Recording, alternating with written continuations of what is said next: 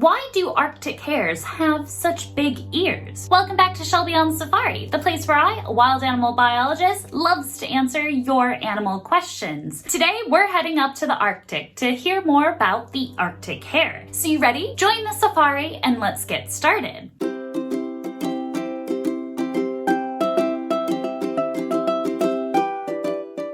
The Arctic hare is the largest hare in North America, and one way to help conserve body heat is to have a low surface area to volume ratio, which one can see quite clearly in their shortened ears. Even though they still look quite big, they're actually quite smaller compared to other species. And this is really important to help conserve body heat because in the Arctic, it does get chilly. But because their ears are a bit smaller than other hares, doesn't mean that they can't hear well. Oh no, they still have an incredible sense of hearing, smelling, sight, all sorts. Take, for example, their eyes, which are positioned on the side of their head. This helps them to keep a lookout, with a wide field of view to keep an eye on the horizon for any potential predators. However, the coolest thing about their eyesight is that in the Arctic, there can sometimes be rather low light conditions, which you think could impact vision, but for the Arctic hares, their eyesight is keen enough to be able to distinguish colors in these low light conditions. That is one nifty adaptation. They also have large, flat hind feet that act like snowshoes. Now, I should say that even though Arctic hares look quite similar to that of snowshoe hares, they inhabit different regions. The snowshoe hare lives in a more forested area, whereas the Arctic hares live north of the tree line. It's also important to note that the Arctic hare, being the largest hare in North America, is not one, not two, but 3 times the size of the snowshoe hare. Whoa. That being said, with a name like a snowshoe hare, you're gonna hope that their hind feet are big, and alas, their hind legs are indeed noticeably larger and have more fur and larger toes than those of other rabbits and hares. So the Arctic hare can use their impressive ears, even though they are a bit shorter, to help conserve body heat, to listen out for potential predators, but even move their ears in different directions to help identify the source of the sound, even if it's coming from behind. The Arctic hare also has a highly specialized inner ear that can pick up on low frequency sounds that us humans cannot hear. With this keen sense of hearing,